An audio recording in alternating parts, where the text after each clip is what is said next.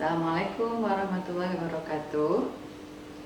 Teman-teman, alhamdulillahirrahmanirrahim, kita bisa bertemu lagi walaupun dalam kuliah online atau daring. Semoga teman-teman selalu sehat. Untuk kali ini kita akan mempelajari tentang fungsi. Nah, aplikasi fungsi dalam ekonomi sendiri itu misalnya dalam fungsi penawaran, di mana kita akan melihat hubungan antara harga dengan jumlah barang yang ditawarkan oleh produsen, atau pada fungsi permintaan, di mana kita akan melihat jumlah barang yang diminta dengan harga. Baik, selanjutnya kita akan mempelajari tentang fungsi dalam matematika terlebih dahulu. Baik, kita akan mempelajari tentang definisi fungsi. Nah, fungsi seperti yang kita lihat di gambar, ini adalah suatu hubungan di mana setiap elemen dari wilayah atau domain itu saling berhubungan dengan satu dan hanya satu elemen dari jangkauan atau range. Ya. Jadi dari domain, si satu unit itu hanya akan berhubungan dengan satu di daerah jangkauannya. Jika terdapat satu hubungan yang tidak memenuhi definisi, maka hubungan tersebut bukan fungsi, tetapi melainkan itu adalah disebut relasi. Ya, relasi dapat dimisalkan sebagai sebuah proses yang menghasilkan dua keluaran untuk setiap masukan tertentu. Ya, seperti kita lihat di gambar ini, bahwa satu dari domain bisa mempunyai dua keluaran dari jangkauannya. Jadi dapat disimpulkan bahwa suatu fungsi adalah suatu hubungan atau relasi, tapi suatu relasi belum tentu merupakan suatu fungsi. Selanjutnya ada 3 unsur yang membentuk fungsi. Yang pertama adalah variabel. Variabel merupakan unsur pembentuk fungsi yang mencerminkan atau mewakili faktor-faktor tertentu. Biasanya disimbolkan dengan huruf Latin, huruf kecil, dan merupakan lambang atau sumbu dalam sistem koordinat. Kemudian yang kedua, unsur pembentuk fungsi adalah koefisien. Koefisien adalah bilangan atau angka yang terkait atau terletak pada variabel dalam sebuah fungsi. Nah, kemudian unsur ketiga adalah konstanta. Konstanta adalah bilangan atau angka yang turut membentuk fungsi, tetapi dia tidak terkait pada variabel. Konstanta adalah angka yang berdiri sendiri. Nah, ini adalah contoh suatu fungsi yang dinamakan fungsi linear. Ya. Fungsi linear itu dia hanya memiliki satu variabel independen dan satu variabel dependen, atau satu variabel yang bebas dan satu variabel yang tidak bebas. Oke. Nah, Y ini disebut variabel tidak terikat atau tidak bebas, ya, atau variabel independen. Nah, kemudian X ini merupakan variabel yang bebas atau variabel tidak terikat atau variabel yang independen. Yang merupakan konstanta di sini adalah angka 5, dan koefisien adalah angka yang terikat dengan variabel X.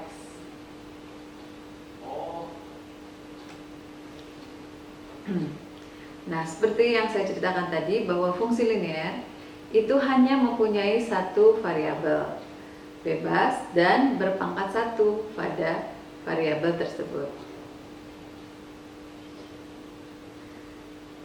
Y sama dengan A plus BX. Itu adalah contoh fungsi linear. Jadi di sini Y sama dengan A plus BX, di mana Y sama dengan variabel tidak bebas, X sama dengan variabel bebas, A adalah konstanta, dan B adalah koefisien. Nah, sekarang kita akan mempelajari bagaimana cara menggambar fungsi linear. Untuk menggambar fungsi linear ini adalah bermanfaat bagaimana nanti kita menggambarkan misalnya hubungan antara fungsi permintaan dengan fungsi penawaran akan menimbulkan keseimbangan pada titik keseimbangan pasar. Nah, itu kalau misalnya kita gambarkan akan terlihat bagaimana harga itu terbentuk berdasarkan fungsi penawaran dan fungsi permintaan. Oke. Nah, kita perhatikan, kita ambil contoh Y sama dengan 3 plus 2X. Ini adalah fungsinya, ya, fungsi linear dengan satu variabel bebas, yakni variabel X, dan satu variabel terikat, yakni variabel Y. Maka untuk kita menggambar sumbu koordinat X dan Y-nya, kita gambar dulu. Nah, kemudian teman-teman nanti akan memisalkan X-nya, karena di sini kan X adalah variabel bebasnya dan Y adalah variabel terikatnya. Hasil dari variabel Y akan tergantung dengan variabel X, ya. Jadi di sini kita akan misalkan dulu X-nya sama dengan 0. Nah, kalau X-nya sama dengan 0, maka kita masukkan ke fungsi Y sama dengan 3 plus 2X tadi, ya. Bila X sama dengan 0, kita masukkan ke fungsi Y sama dengan 3 plus 2X. 2 kali 0 sama dengan 0 ditambah 3, maka Y-nya adalah sama dengan 3. Selanjutnya kita misalkan X sama dengan 1. Maka jika X sama dengan 1, 2 dikali 1 itu sama dengan 2 ditambah 3. Jadi hasilnya Y sama dengan 5. Ya, jadi kita buat tabel seperti gambar di atas ini. Lanjut dengan angka berikutnya, yakni 2. Jika X sama dengan 2, maka 2 dikali 2 sama dengan 4. 4 ditambah 3 sama dengan 7. Maka Y sama dengan 7. Demikian seterusnya. Untuk menggambar suatu kurva, kita bisa membutuhkan kira-kira 5 titik, misalnya ya di sini.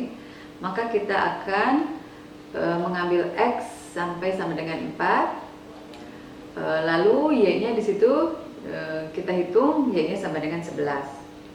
Nah, di kurva tersebut kita hubungkan titik 0 di sumbu X dengan titik 3 di sumbu Y, ya. Maka akan bertemu di satu titik 0 dengan 3, ya, 0,3, maka akan bertemu di satu titik di 0,3.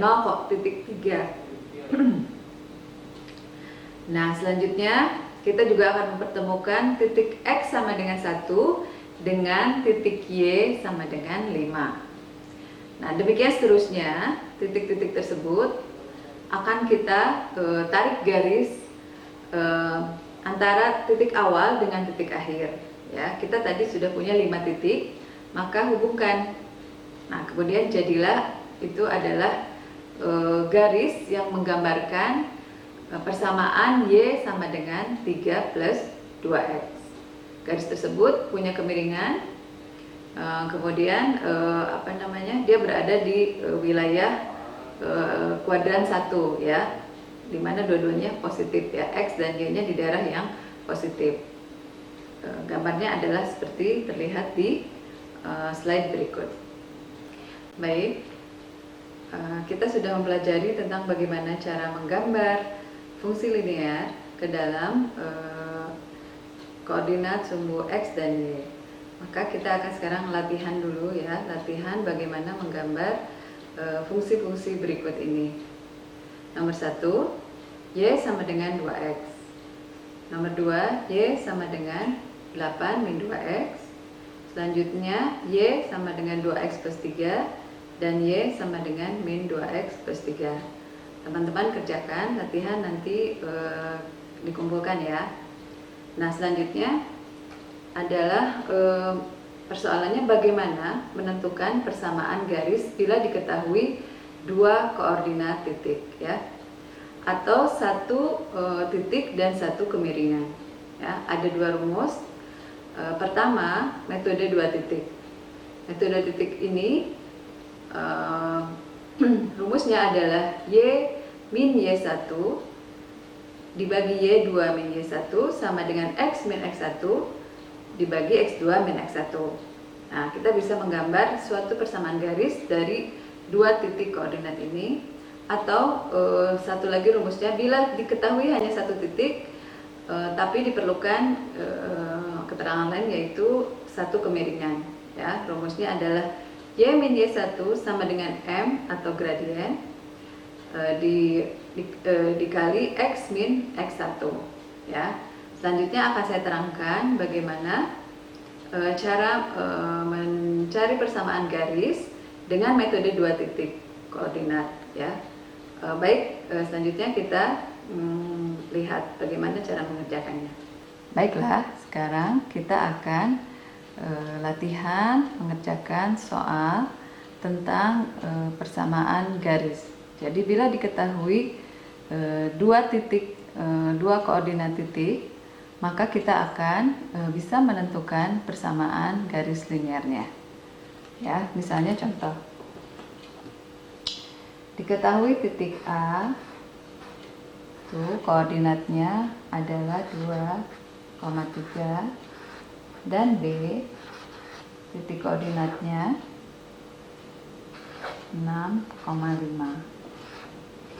Nah, dari dua titik ini kita akan bisa mendapatkan persamaan garis linearnya ya.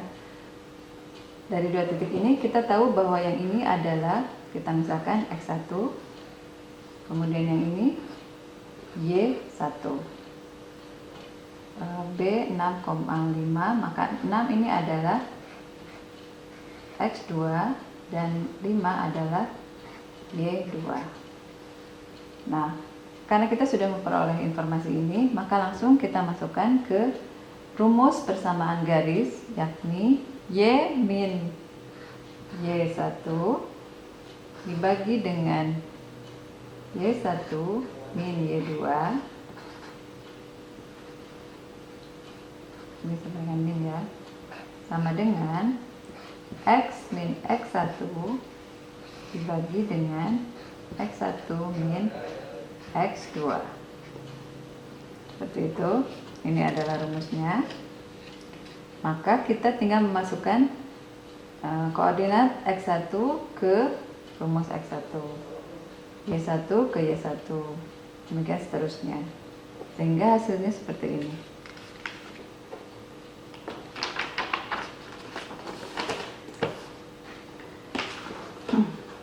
Dikat bisa ya kayak Y min Y1 nya sama dengan 3, maka kita masukkan 3 dibagi Y1, kita masukkan mana Y1, 3 ya, Y2 nya ini Y2 nya 5,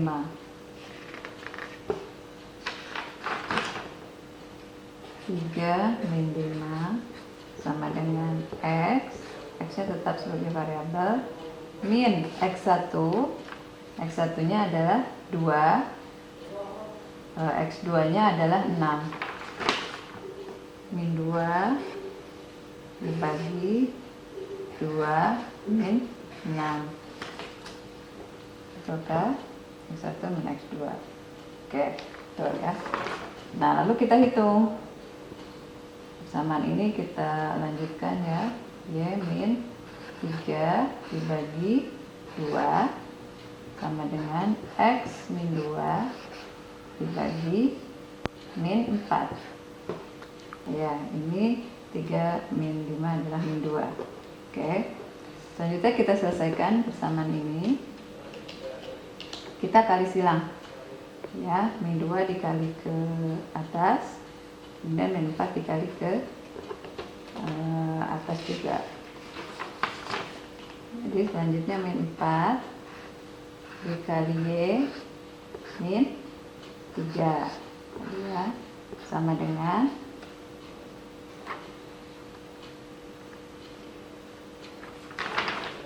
min 2 dikali X min 2. Oke ya, selesaikan seperti matematika seperti biasa ya. Min 4 dikali Y sama dengan min 4Y min 4 kali min 3 positif 12 sama dengan min 2X ditambah 4. Oke, karena kita akan mengeluarkan variabel Y, akan memisahkan variabel Y, kita satukan dulu konstanta 12 ke kanan. Jadi seperti ini, min 4Y sama dengan min 2X tambah 4 min 12. Harusnya 12 tambah 4 ya. Ya, 4-nya ini min 12 dari sini, dia berpindah jadi negatif. Yang ini tetap. Oke, berarti min 4Y sama dengan min 2X ditambah ini min 12 ditambah 4 kan jadi min 8 ya, jadi min 8. Oke, nah ini semuanya kita bagi oleh, biar Y-nya jadi 1 ya variabelnya, karena Y-nya itu kan harus 1, maka semuanya dibagi oleh min 4, dibagi min 4. Oke, lanjut, kita akan memperoleh hasilnya. Y sama dengan dia min 2 per min 4X min 2 dibagi min 4X. Oke, kemudian yang ini juga kita bagi ya, min 8 per 4 per min 4. Oke, hasilnya adalah Y sama dengan min 2 dibagi min 4, ini adalah disederhanakan dan negatifnya hilang, jadi setengah X min 8 dibagi min 4 sama dengan 2 plus 2. Nah, kita telah memperoleh kesamaan garis dari dua koordinat tadi, titik A dan titik B. Baik.